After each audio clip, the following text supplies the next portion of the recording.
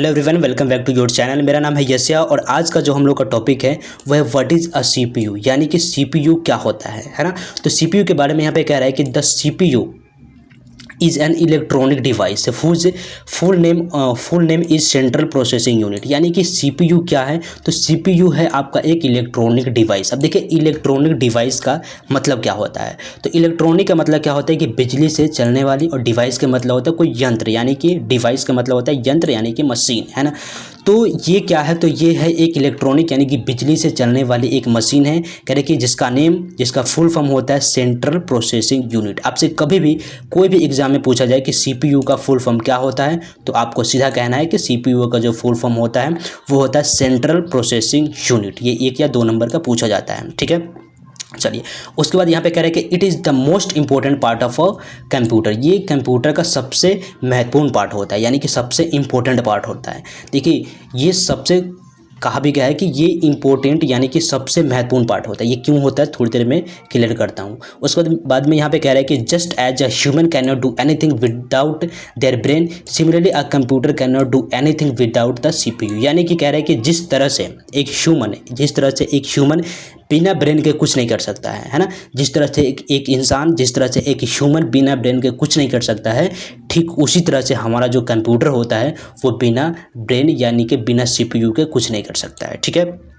उसके बाद में यहाँ पे कह रहे हैं therefore the CPU is also called the brain of the computer. यानी कि इसीलिए सीपीयू क्या कहा जाता है, तो कंप्यूटर का ब्रेन कहा जाता है। आपसे कभी पूछा जाएगा कि कंप्यूटर का ब्रेन किसको कहा जाता है, या फिर कंप्यूटर का मस्तिष्क किसको कहा जाता है, या फिर कंप्यूटर का दिमाग किसको कहा जाता है, ठीक है। तो आपको कहना है कि सीपीयू को कंप्यूटर का दिमाग कहा जाता है। बहुत सारे कॉम्पिटिटिव एग्जाम में इस तरह का क्वेश्चन आपके पास आ सकता है, ठीक है। तो सीपीयू का जो ब्रेन, ये कंप्यूटर का जो ब्रेन होता है वो कौन सा होता है, तो वो होता है सीपीयू वाला पार्ट, ठीक है। जिसका नाम होता है सेंट्रल प्रोसेसिंग यूनिट, ठीक है।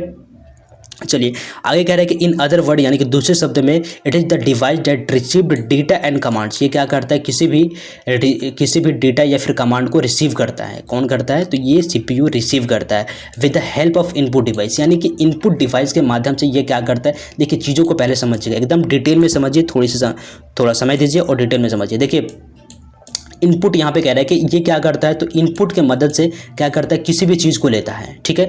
किसी भी चीज़ को क्या चीज़ के माध्यम से लेता है, तो इनपुट डिवाइस के माध्यम से लेता है। तो अब यहाँ पे समझिए कि इनपुट डिवाइस होता क्या है। तो देखिए इनपुट डिवाइस ये होता है कि जो हम अपने देखिए पहले ये समझिए कि हमारा कंप्यूटर वर्क कैसे करता है, ठीक है। हमारा कंप्यूटर वर्क कैसे करता है, तो सबसे पहले हमें देना पड़ता है इनपुट, ठीक है। क्या देना पड़ता है, सबसे पहले इनपुट देना पड़ता है, ठीक है।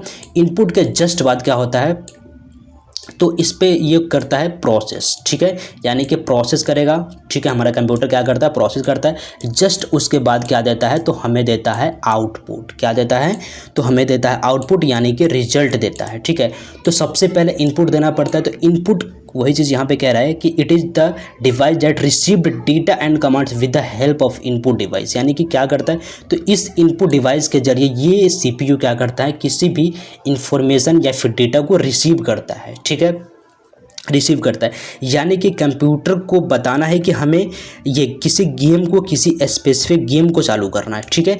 तो इसको पता कैसे चलेगा कि गेम को चालू करना है, तो हम क्या करेंगे, माउस या फिर कीबोर्ड से क्या करेंगे, उस गेम पे माउस को कर्सर ले जाके क्या करेंगे, क्लिक करेंगे, ठीक है। तो क्लिक करेंगे तो क्या दिए, इनको दिए ये क्या दिए, तो इनपुट दिए। तो इनपुट किस माध्यम से दिए, तो माउस से दिए, ठीक है। अगर हमें कुछ टाइप करना है तो टाइप कैसे करेंगे, तो ऐसा तो है नहीं कि माउस से कर देंगे, है ना। हाँ, क्लिक करके कर सकते हैं, लेकिन माउस से ये होता नहीं है टाइप।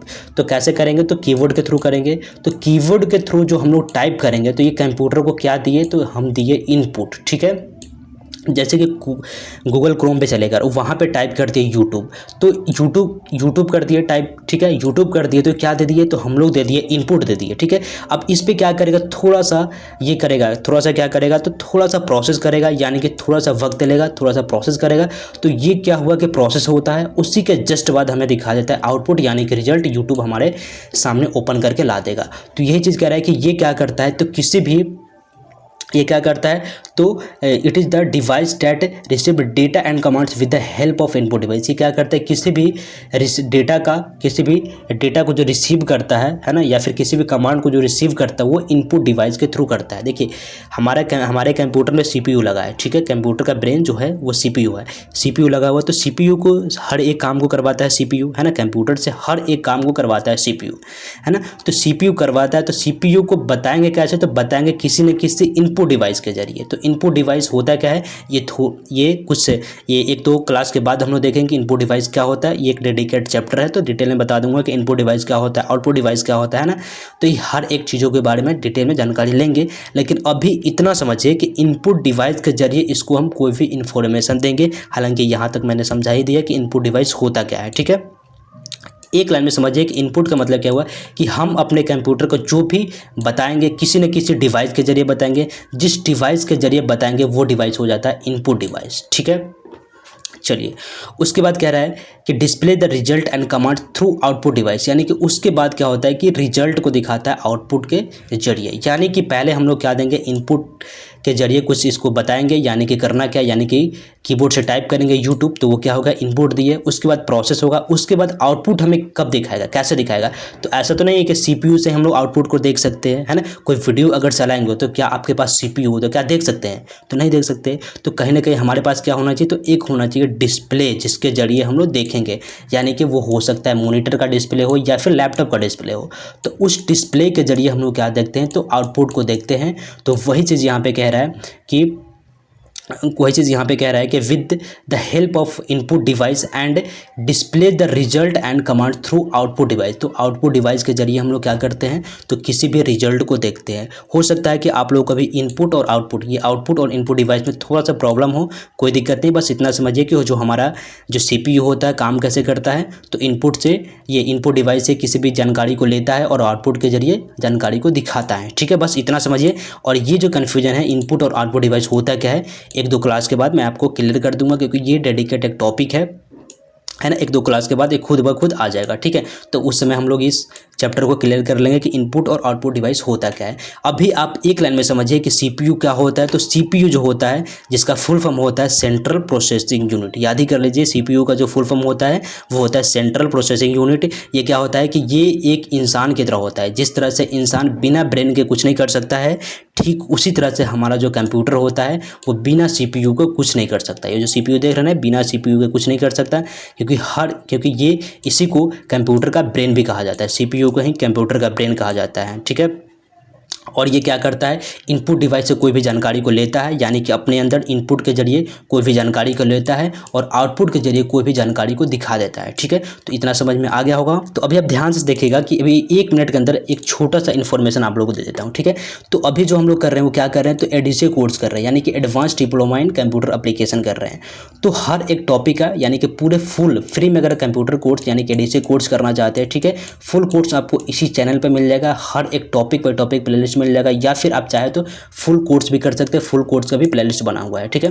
तो आपको जाना है, करना है, और जो भी प्रोजेक्ट वर्क देता है उस प्रोजेक्ट वर्क पे काम करना है। क्योंकि प्रोजेक्ट वर्क के बारे में कई बार मैंने जिक्र भी किया है कि प्रोजेक्ट वर्क करने का बेनिफिट क्या होता है कि आप किसी भी कंपनी के लिए वर्क करने के लिए एलिजिबल हो जाते हैं। आप किसी भी कंपनी का डेटा एंट्री का वर्क करने के लिए एलिजिबल हो जाते हैं, है ना।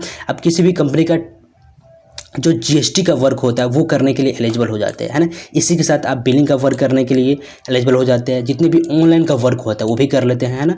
और जितने भी ग्राफिक डिजाइनिंग का जो वर्क होता है डीटीपी का, वो सारा का सारा आप लोग इस प्रोजेक्ट वर्क को करने से आप कर सकते हैं, ठीक है। तो बेनिफिट यही सब होता है। तो लास्ट में यही बोलूँगा कि जाइए चैनल पर, हर एक प्लेलिस्ट को चेक कीजिए, जितना भी प्रोजेक्ट वर्क देता हूँ उसको डाउनलोड कीजिए और उस पर काम कीजिए। और दूसरी चीज़ ये बोलूँगा कि अभी तक आपने चैनल को सब्सक्राइब नहीं किया है तो तुरंत कर लीजिए, ताकि इतने सारे चीज़ मैं फ्री में देता हूँ तो आपका भी एक दायित्व बनता है कि आप भी चैनल को सब्सक्राइब कीजिए और वीडियो को लाइक कीजिए। तो उम्मीद करता हूं कि टॉपिक आप लोगों को अच्छे से क्लियर हो गया होगा। इस वीडियो को यहां तक देखने के लिए आप सभी का दिल से बहुत बहुत धन्यवाद।